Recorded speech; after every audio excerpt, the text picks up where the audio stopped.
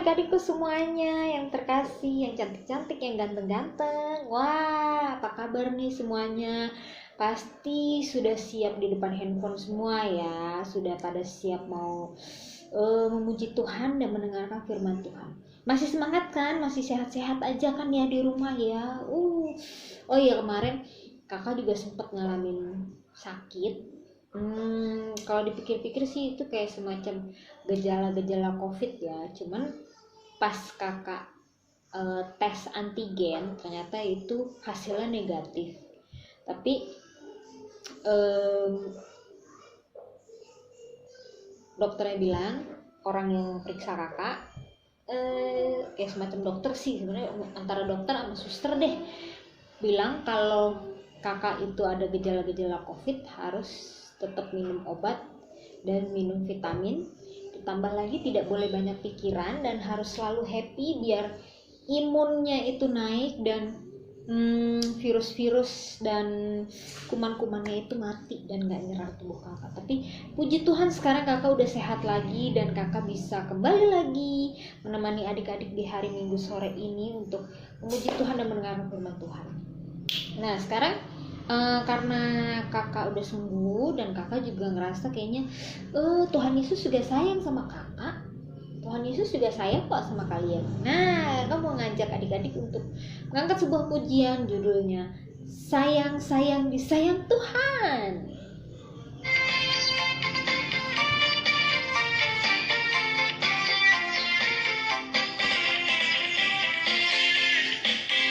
Sayang-sayang disayang, aku disayang Tuhan, aku diangkat jadi anaknya, aku disayang Tuhan.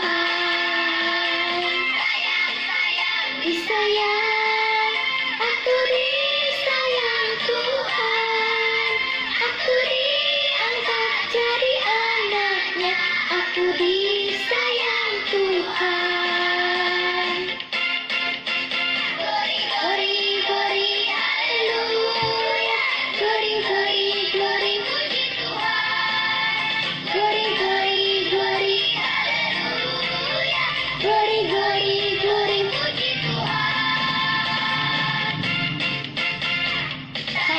Sayang disayang, aku disayang Tuhan, aku diangkat jadi anaknya, aku disayang Tuhan.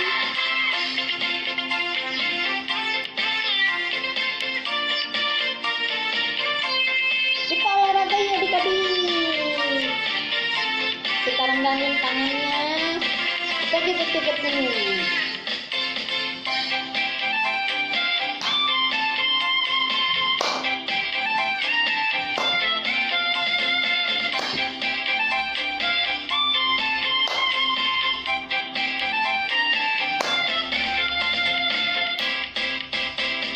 Sayang disayang, aku disayang Tuhan, aku diangkat jadi anaknya, aku disayang Tuhan. Sayang disayang, aku disayang Tuhan, aku diangkat jadi anaknya, aku disayang Tuhan.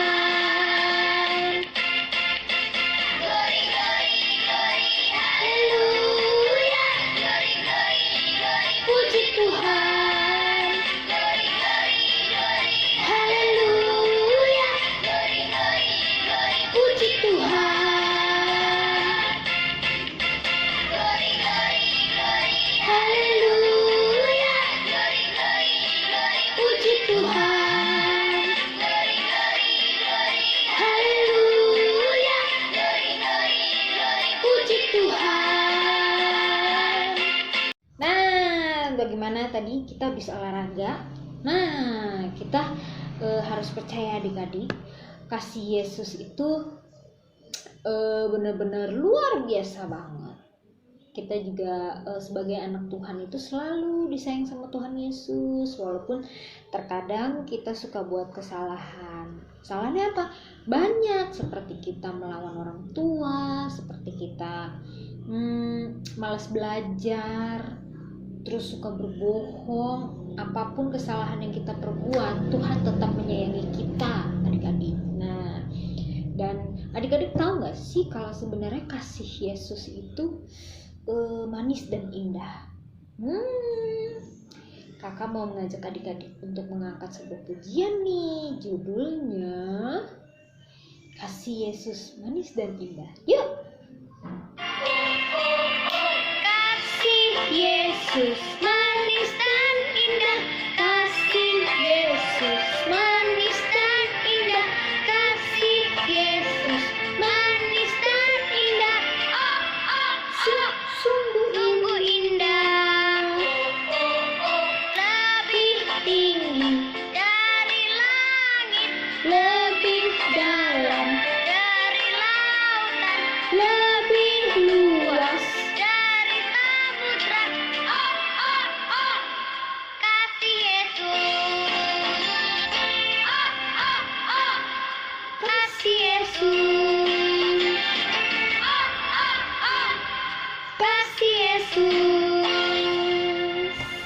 Nah, adik-adik, tadi kita sudah mengangkat sebuah pujian dan sebentar lagi kita mau mendengarkan firman Tuhan. Tapi sebelum mendengarkan firman Tuhan, kita memberikan persembahan dulu. Oke, kita sambil mengangkat sebuah pujian juga ya.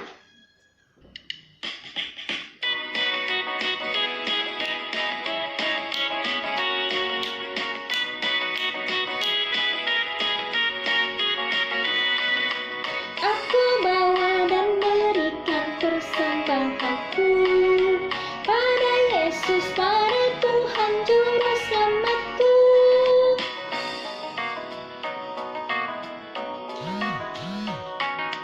Aku bawa dan berikan persembahanku pada Yesus, pada Tuhan Juru Selamatku.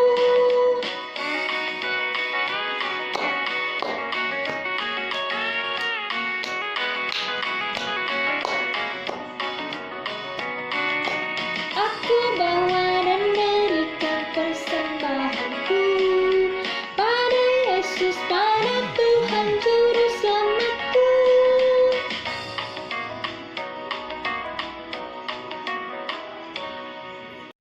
Nah, adik-adik, sebelum kita memasuki firman Tuhan, kita berdoa terlebih dahulu ya. Tadi kita sudah memberikan persembahan juga. Kita lipat tangannya, kita tutup matanya. Kita persiapkan hati kita untuk mendengarkan firman Tuhan ya. Bapa yang dalam surga, terima kasih ya Tuhan atas penyertaan-Mu sepanjang 1 minggu ini ya Tuhan. Terima kasih juga Engkau sudah menyertai adik-adik ya Tuhan. Terima kasih juga mungkin bagi adik-adik yang sudah belajar memasuki tahun ajaran baru ya Tuhan. Berikanlah penyertaan-Mu pada adik-adik ya Tuhan. Semoga mereka bisa mengikuti pelajaran dengan baik. Dan terima kasih juga atas kasih karunia-Mu sepanjang 1 minggu ini juga ya Tuhan. Karena kami sebagai kakak-kakak sekolah minggu masih boleh melayani adik-adik ya Tuhan, walaupun masih dalam keadaan online. Tapi adik-adik masih antusias, masih semangat, ingin memuji nama Engkau dan memuliakan nama Engkau ya Tuhan, dan mendengarkan firman-Mu juga ya Tuhan. Tuhan Yesus, sebentar adik-adik akan mendengarkan firman-Mu ya Tuhan. Berkati juga kakak-kakak yang akan membawakan firman Tuhan ya Tuhan. Dan persiapkanlah hati mereka ya Tuhan. Dan untuk ibadah selanjutnya kami serahkan ke dalam tangan-Mu ya Tuhan. Haleluya. Amin.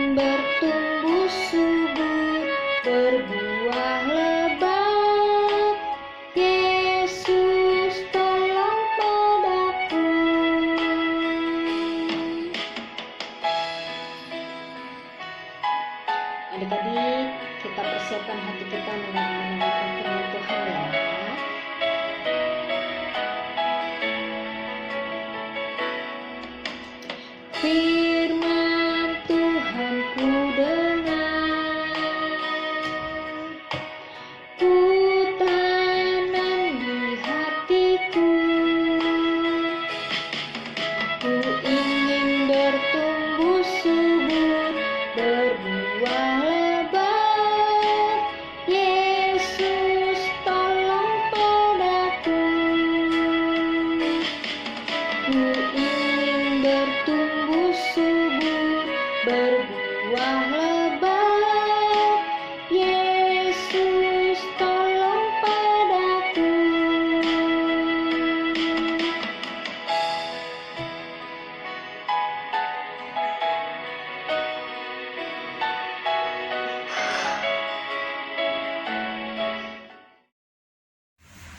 Shalom adik-adik, apa kabar semuanya?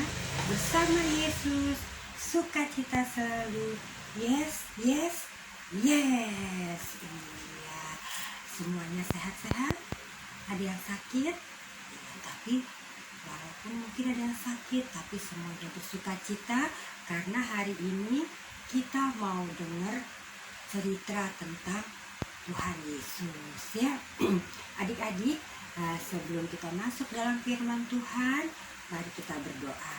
Oh, sebelumnya Tante El juga mau ucapin terima kasih sama Kak Sela sudah memimpin kita semua dalam puji-pujian. Terima kasih Kak Sela, Tuhan Yesus memberkati. Ayo kita lipat tangan, kita tutup mata, kita mau berdoa untuk firman Tuhan. Kita berdoa. Tuhan Yesus yang baik, terima kasih Tuhan. Kami anak-anak-Mu sudah bersuka cita, kami sudah memuji Engkau, sudah bersuka cita bersama-sama Tuhan. Saat ini kami anak-anak-Mu mau mendengarkan cerita tentang Tuhan Yesus. Tuhan Yesus, kiranya Engkau mau memberkati kami agar kami boleh mengerti apa yang kami pelajari pada hari ini.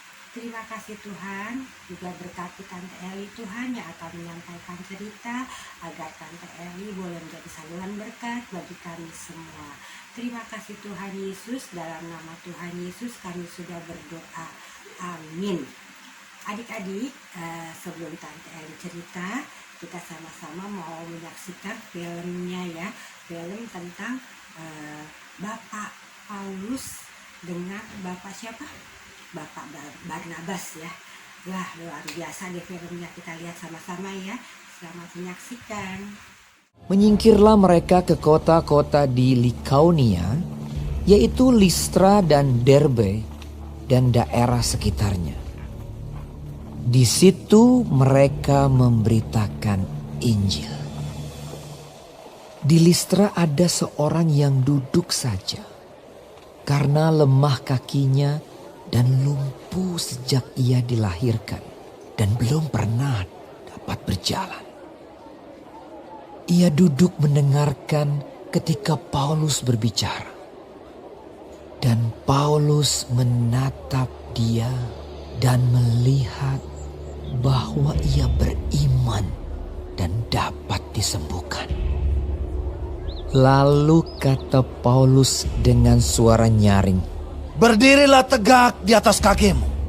dan orang itu melonjak berdiri lalu berjalan kian kemari.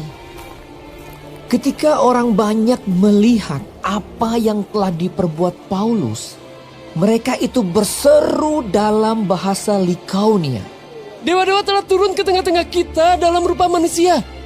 Barnabas mereka sebut Zeus dan Paulus mereka sebut Hermes, karena ia yang berbicara.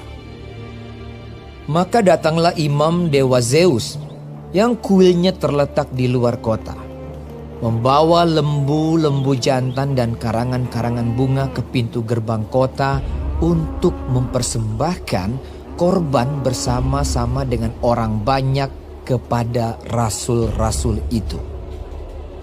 Mendengar itu Barnabas dan Paulus mengoyakkan pakaian mereka, lalu terjun ke tengah-tengah orang banyak itu sambil berseru, "Hai kamu sekalian, mengapa kamu berbuat demikian? Kami ini adalah manusia biasa, sama seperti kamu. Kami ada di sini untuk memberitakan Injil kepada kamu. supaya kamu meninggalkan perbuatan sia-sia ini dan berbalik kepada Allah yang hidup, yang telah menjadikan langit dan bumi, laut dan segala isinya. Dalam zaman yang lampau, Allah membiarkan semua bangsa menuruti jalannya masing-masing. Namun ia bukan tidak menyatakan dirinya dengan berbagai-bagai kebajikan, yaitu dengan menurunkan hujan dari langit dan dengan memberikan musim-musim subur bagi kamu. Ia memuaskan hatimu dengan makanan dan kegembiraan. Walaupun rasul-rasul itu berkata demikian, namun hampir-hampir tidak dapat mereka mencegah orang banyak mempersembahkan korban kepada mereka. Tetapi datanglah orang-orang Yahudi dari Antiokhia dan Ikonium, dan mereka membujuk orang banyak itu memihak mereka. Lalu mereka melempari Paulus dengan batu dan menyeretnya keluar kota, karena mereka menyangka bahwa ia telah mati. Akan tetapi, ketika murid-murid itu berdiri mengelilingi dia, bangkitlah ia lalu masuk ke dalam kota. Keesokan harinya, berangkatlah ia bersama-sama dengan Barnabas ke Derbe. Paulus dan Barnabas memberitakan Injil di kota itu dan memperoleh banyak murid. Lalu kembalilah mereka ke Listra, Ikonium, dan Antiokhia. Di tempat itu mereka menguatkan hati murid-murid itu dan menasihati mereka supaya mereka bertekun di dalam iman dan mengatakan bahwa untuk masuk ke dalam kerajaan Allah kita harus mengalami banyak sengsara. Adik-adik, kita sudah mengenal Bapak Paulus dan Bapak Barnabas ya. Bapak Paulus itu dibesarkan di kota Tarsus ya. Ingat adik-adik ya, di kota Tarsus ini kebanyakan orang berbahasa Yunani. Lalu dia belajar di Yerusalem ya. Ketika dia sudah besar, dia terkenal dengan selalu menyakiti orang-orang yang percaya sama Tuhan Yesus ya. Tapi dia boleh bertemu dengan malaikat Tuhan, bertemu dengan Tuhan Yesus ya. Dia ketemu Tuhan Yesus, lalu dia bertobat di kota Damsyik ya. Jadi dia sejak di kota Damsyik dia percaya Tuhan Yesus dan dia mau menjadi anak-anak Tuhan Yesus ya. Nah, dari kota Damsyik banyak orang yang tidak suka sama Bapak Paulus ini adik-adik ya, sehingga mereka berusaha mau membunuh Bapak Paulus. Lalu Bapak Paulus dari kota Damsyik dia pergi lagi ke Yerusalem untuk menghindari orang-orang yang membunuh dia ya. Nah, dari kota Yerusalem, ternyata di kota Yerusalem juga orang-orang juga banyak yang gak suka sama dia, karena dia tadinya mau suka membunuh orang-orang percaya sama Tuhan Yesus. Jadi mereka gak suka ya. Jadi dari Yerusalem juga dia kembali lagi adik-adik ke kota di mana dia dibesarkan, yaitu kota Tarsus ya. Nah, di kota Tarsus ini ternyata sampai di kota Tarsus dia harus diutus, dia harus pergi ke Antiokhia ya. Nah, dia pergi ke kota Antiokhia, lalu dia bertemu sama Bapak Barnabas di situ, lalu dia mulai bekerja sama.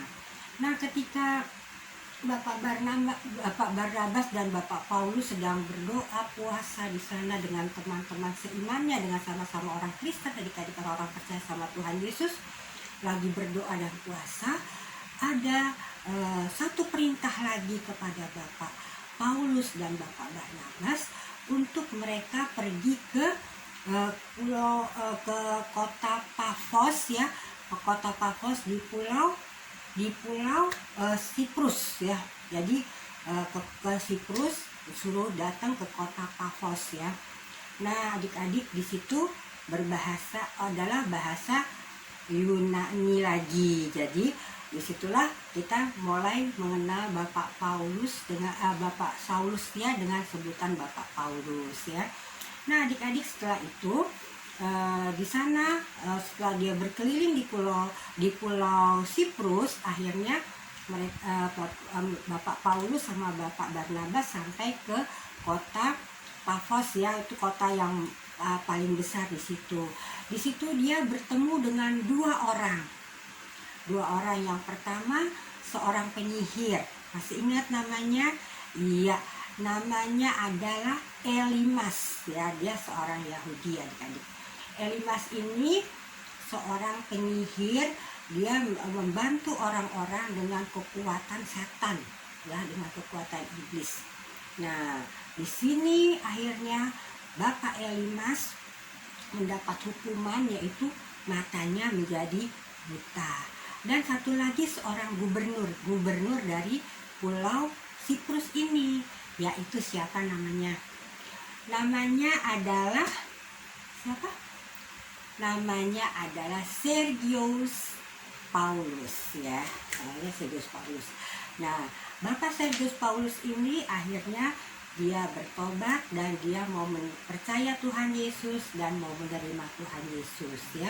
Walaupun tadinya dihalang-halangi oleh Bapak Elimas, tapi akhirnya Bapak Sergius Paulus dia bertobat dan mau menjadi anak-anak Tuhan Yesus, ya.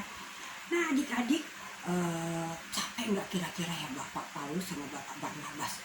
Udah kemana-mana, mungkin udah capek ya, badannya udah, pengen istirahat, ya, Tapi ternyata dia belum istirahat, adik-adik. Belum bisa beristirahat. Ada lagi satu lagi tugas yang harus dijalani oleh Bapak Paulus dan Bapak Barnabas. Ya. Ternyata dia harus naik kapal lagi, adik-adik. Dia akan pergi ke suatu tempat. Nah, adik-adik, setelah berlayar, ya, naik kapal, akhirnya Bapak Paulus dan Bapak Barnabas sampai ke pelabuhan Perga, ya. Pelabuhan Perga itu di sebelah utara Pulau Siprus. Nah, ya, sampai di pelabuhan Perga, lalu Bapak Paulus sama Bapak Barnabas naik ke gunung, adik-adik, naik ke gunung. Nah, sepanjang perjalanannya ini, adik-adik, ketika dia bertemu sama orang, dia menanyakan apakah mereka sudah tahu tentang Tuhan Yesus. Banyak mereka yang nggak tahu tentang Tuhan Yesus. Hampir semuanya nggak tahu tentang siapa Tuhan Yesus. Akhirnya Bapak Paulus sama Bapak Barnabas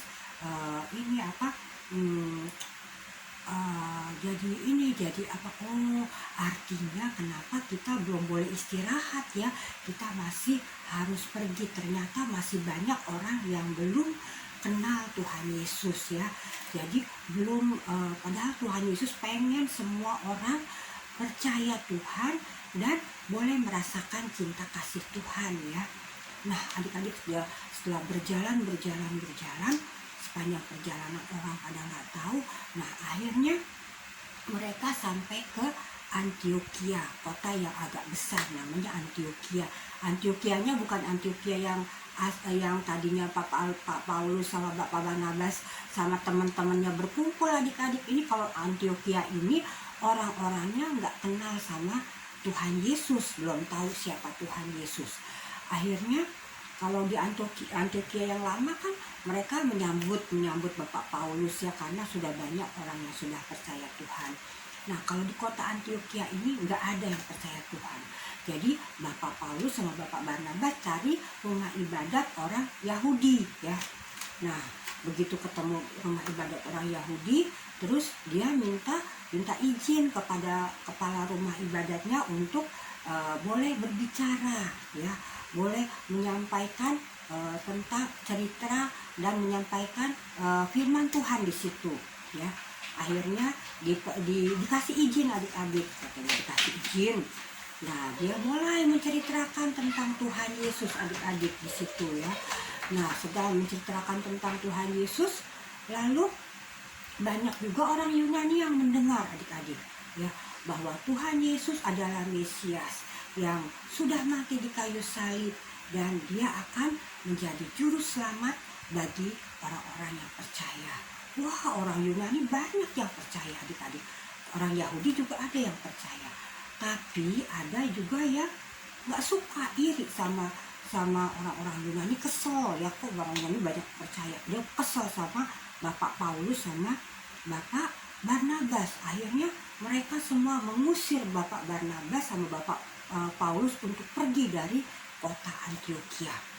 Nah, udah akhirnya Bapak Paulus sama Bapak Barnabas jalan lagi, pergi lagi, sampailah mereka di kota Ikonium. Ya, sampai di kota Ikonium ini adik-adik, mereka juga di situ juga orang-orangnya belum percaya, belum kenal Tuhan Yesus. Jadi mereka minta pertolongan kepada dewa-dewa, pada patung-patung, pada dewa-dewa mereka, juga kepada para ahli-ahli sihir, ya, ahli-ahli sihir seperti Bapak Elimas ya. Jadi mereka kalau ada apa-apa minta pertolongan kepada dewa-dewa atau kepada patung-patung, menyembah patung-patung, atau minta tolong kepada para penyihir.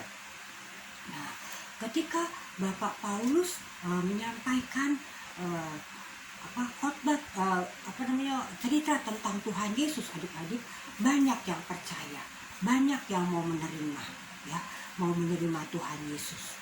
Orang Yahudi juga ada, orang Yunani paling banyak, ya, mau menerima Tuhan Yesus. Nah, ternyata bukan orang-orang di situ bukan semuanya senang, ada juga yang nggak senang seperti biasa adik-adik. Mereka diusir, bahkan mereka mau dirajam, yaitu mau dilempar sama batu adik-adik sampai mati. Itu namanya dirajam ya, dilemparin batu sampai mati ya. Nah, di situ akhirnya Bapak Paulus sama Bapak Barnabas pergi dari kota Ikonium ini. Dia pergi lagi supaya menghindar, supaya jangan sampai dia dilempari batu atau dirajam adik-adik ya. Dia pergi, akhirnya sampai ke kota Listra namanya. Di kota Listra ini adik-adik, mereka dari jauh melihat sebuah kuil ya, kuil tempat ibadah orang-orangnya. Nah, di kuil ini bagus banget adik-adik, besar, bagus ya. Nah, di situ orang-orang membawa persembahan bagi dewa-dewa mereka ya, yaitu dewanya yang utama adalah dewa Zeus. Jadi mereka membawa persembahan kepada dewa Zeus. Nah, di situ Bapak Paulus sama Bapak Barnabas menceritakan tentang Tuhan Allah yang hidup. Tuhan Allah yang hidup, Tuhan Allah yang menciptakan langit, bumi, laut dengan segala isinya. Yang itulah yang layak dan patut disembah. Nah, adik-adik, di antara orang-orang itu ternyata ada seorang yang dia lumpuh adik-adik dari dia lahir. Jadi dia nggak bisa jalan, lemas, badannya lemah, nggak bisa berdiri dengan kakinya. Jadi dia tiduran. Begitu dia dengar bahwa ada Tuhan Yesus yang adalah Mesias, yang adalah Juru Selamat, dia percaya adik-adik. Dia percaya, orang ini percaya, dan orang ini percaya bahwa Tuhan Yesus mau mengampuni dosanya. Dan Tuhan Yesus bisa menyembuhkan dia dari lumpuhnya. Nah, ketika sedang menceritakan tentang Tuhan Yesus, berkhotbah, Bapak Paulus melihat Bapak yang lumpuh ini adik-adik. Dia lihat matanya, dia lihat bahwa Bapak ini percaya. Ya, akhirnya Bapak ini Bapak Paulus berhenti untuk menceritakan tentang Tuhan Yesus kepada orang-orang yang ada di sana. Terus dia melihat Bapak itu, dan Bapak langsung dia bicara sama Bapak itu. Dia bilang begini, "Berdirilah tegak di atas kakimu," katanya. Pada saat itu juga orang itu melompat berdiri adik-adik. Melompat berdiri dan dia sembuh adik-adik. Dia bisa berdiri, dia kuat berdiri, kakinya kuat. Ya. Nah, melihat itu adik-adik, melihat itu orang-orang di sana takjub adik-adik. Orang-orang di sana takjub semua. Dia bilang apa adik-adik? Wah, dewa-dewa telah turun katanya.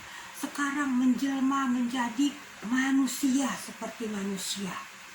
Jadi Bapak Paulus dan Bapak Barnabas mereka anggap dewa yang menjadi manusia. Ya, jadi semuanya mereka bersujud ya, bersujud, mereka semua sujud menyembah kepada Bapak Paulus dan Bapak Barnabas. Bahkan mereka membawa bunga-bunga, mereka membawa sapi untuk dikorbankan kepada Bapak Paulus dan Bapak Barnabas. Nah, Bapak Paulus sama Bapak Barnabas mau nggak adik-adik dibikin gitu? Oh, nggak mau dia. Saya hanya manusia seperti kalian juga. Tapi kuasa yang ada pada saya adalah kuasa Yesus, Tuhan Yesus. Ya, kuasa Tuhan Yesus yang diberikan kepada saya. Ya, jadi kalian tidak boleh menyembah saya. Kalian harus menyembah Tuhan Yesus yang adalah Tuhan yang menciptakan langit dan bumi, yang adalah laut dan segala isinya, dan juga dia Mesias, dan dia juga juru selamat. Ya adik-adik ya. Nah adik-adik, orang-orang banyak yang mau menyembah Tuhan Yesus ya. Banyak yang mau menyembah Tuhan Yesus, percaya kepada Tuhan Yesus akhirnya. Tapi banyak juga yang enggak mau percaya. Mereka semakin marah. Ternyata itu orang-orang yang dari kota Ikonium ikut. Jadi mereka terus menghasut orang-orang supaya mau merajam Paulus dan Barnabas.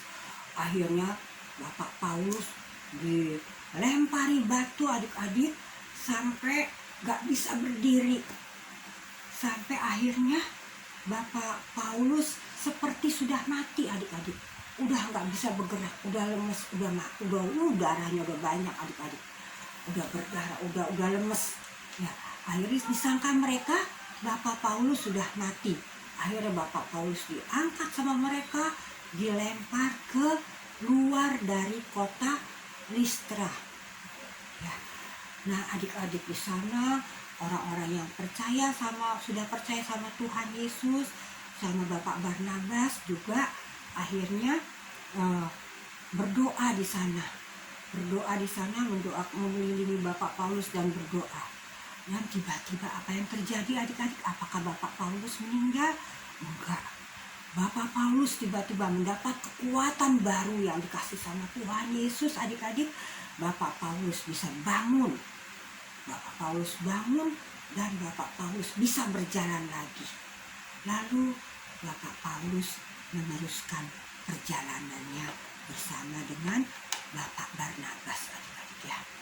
Jadi Tuhan Yesus tidak meninggalkan anaknya yang diutus oleh dia untuk menyampaikan berita tentang kesukaan, yaitu bahwa Tuhan Yesus mau menyelamatkan orang-orang itu ya adik-adik ya.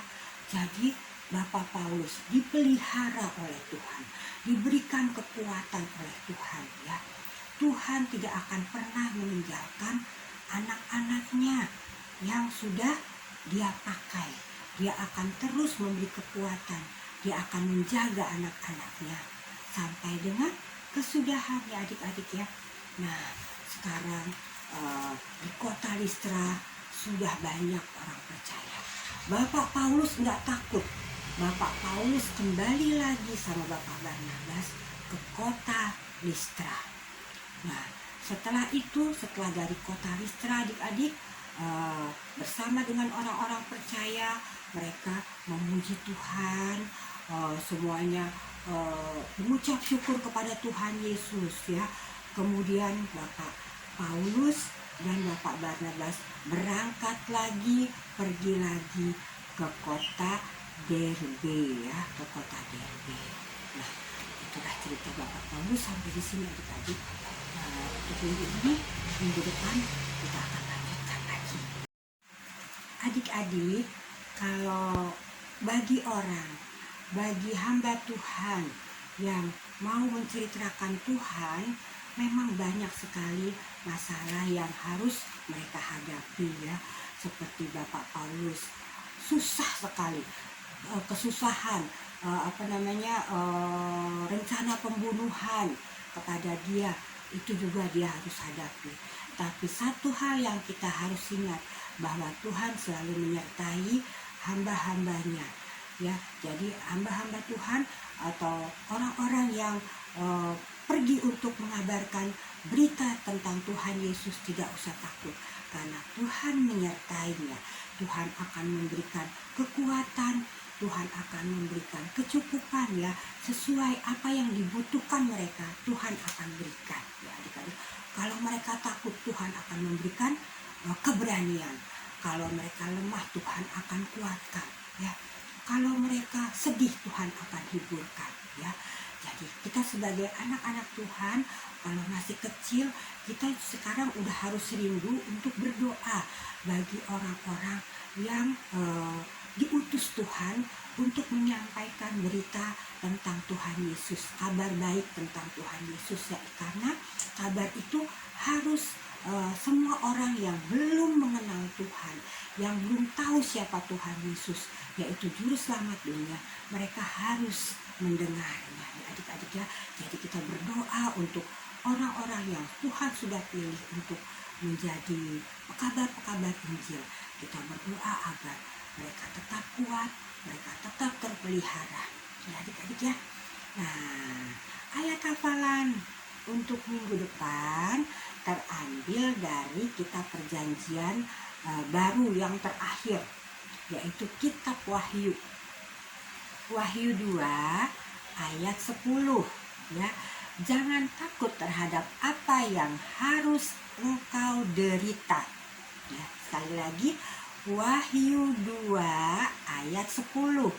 Jangan takut terhadap apa yang harus engkau derita. Wahyu 2 ayat 10, jangan takut terhadap apa yang harus engkau derita. Ya, nah, tunggu ya ayat hafalannya adik-adik. Ya, kalau gitu kita akan tutup pemberitaan firman ini dengan doa ya. Sampai ketemu minggu depannya adik-adik ya, dengan cerita yang lain. Yuk kita berdoa, kita lipat tangan, tutup mata, kita mau berdoa. Tuhan Yesus, terima kasih untuk firman-Mu. Terima kasih Tuhan, kami boleh mengerti, kami boleh tidak takut Tuhan kemanapun Engkau mengutus kami. Karena satu hal yang kami tahu, bahwa Engkau akan selalu menyertai kami. Terima kasih Tuhan Yesus, kami sudah belajar tentang Bapak Paulus dan Bapak Barnabas yang luar biasa, yang Engkau pakai dan Engkau lengkapi. Terima kasih Tuhan, kami berdoa Tuhan bagi hamba-hamba-Mu yang Engkau sudah kirim ke pelosok-pelosok negeri Tuhan, ke pelosok-pelosok daerah Tuhan, untuk mengabarkan kabar kesukaan-Mu. Sertai mereka selalu Tuhan, beri kecukupan kepada mereka Tuhan, lindungi mereka selalu agar mereka boleh dalam keadaan baik, dan semakin banyak orang boleh mengenal siapa Engkau, dan mereka boleh menerima Engkau sebagai Tuhan dan Juru Selamat pribadi mereka. Terima kasih Tuhan Yesus. Inilah kami anak-anak-Mu Tuhan, kami anak-anak-Mu yang selalu rindu untuk dekat kepadamu. Dalam nama Tuhan Yesus kami sudah berdoa dan bersyukur. Haleluya. Amin. Shalom adik-adik, sampai jumpa minggu depan. Tuhan Yesus memberkati. Nah, adik-adikku sekalian semuanya. Nah, tadi kita sudah mengangkat pujian, terus kita sudah mendengarkan firman Tuhan. Tiba saatnya kita berpisah. Oh, kakak sedih banget, ya ampun. Kapan ya kira-kira corona ini berakhir ya? Kakak kangen banget sama kalian nih adik-adik yang di rumah. Dan pengen banget ketemu. Terus pasti kalian juga kangen banget ya untuk ibadah di sekolah minggu, ngumpul bareng-bareng lagi, ketemu kalian semua. Ya ampun, Kakak berharap dan berdoa supaya cepet-cepet pergi virus coronanya. Habis Kakak juga merasa kalau pergi kemana-mana pakai masker tuh sampai gatel nih muka Kakak, dagu-dagu Kakak nih sampai jerawatan. Kalau udah kena masker tuh hidung pasti gatel banget, rasanya gak enak banget, sesak napas jadinya. Nah adik-adik, tiba saatnya kita untuk menutup ibadah kita hari ini, tapi minggu depan kita ketemu lagi. Dan sekarang time is pray, kita waktunya untuk berdoa. Karena kita akan menutup ibadah hari ini, kita lipat tangannya, kita tutup matanya. Bapa yang dalam surga, terima kasih ya Tuhan, karena atas penyertaan-Mu sepanjang ibadah hari ini ya Tuhan. Dan adik-adik sudah mengangkat pujian untuk Engkau ya Tuhan, dan sudah mendengarkan firman-Mu ya Tuhan. Terima kasih juga untuk kakak-kakak yang sudah memberikan firman Tuhan hari ini. Berkatilah adik-adik ya Tuhan. Semoga firman-Mu bermanfaat untuk adik-adik, dan kelak mereka bisa menjadi anak-anak yang takut akan Engkau ya Tuhan. Dan mereka juga menjadi anak-anak yang patuh terhadap orang tua mereka. Dan semoga juga mereka menjadi anak-anak yang memiliki iman yang sangat kuat ya Tuhan. Tuhan Yesus, sebentar kami akan menutup ibadah hari ini ya Tuhan. Dan berikanlah kesehatan untuk adik-adik yang di rumah ya Tuhan. Dan besok pun mereka akan kembali lagi untuk sekolah online. Tuhan Yesus, berikanlah mereka kekuatan ya Tuhan. Dan jangan biarkan mereka mengalami kebosanan ya Tuhan. Dan berkati juga orang tua mereka ya Tuhan, yang mungkin saat ini harus bekerja di rumah atau harus bekerja di luar ya Tuhan. Berikanlah mereka kesehatan selalu ya Tuhan, karena ada orang-orang terkasih yang menunggu mereka di rumah ya Tuhan.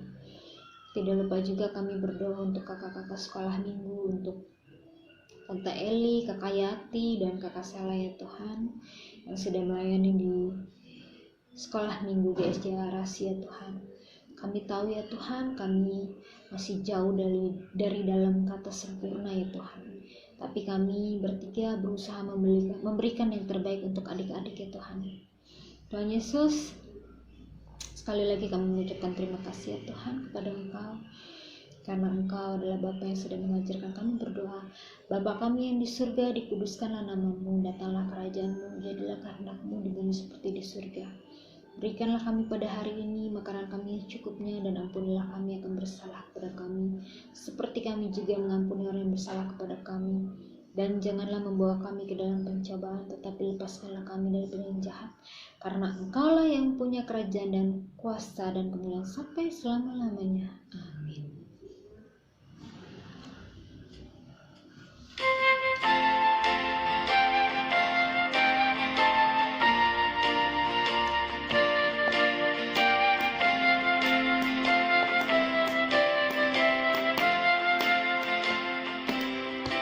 Bapa, terima kasih. Bapa, terima kasih. Bapa di dalam surga, puji terima kasih.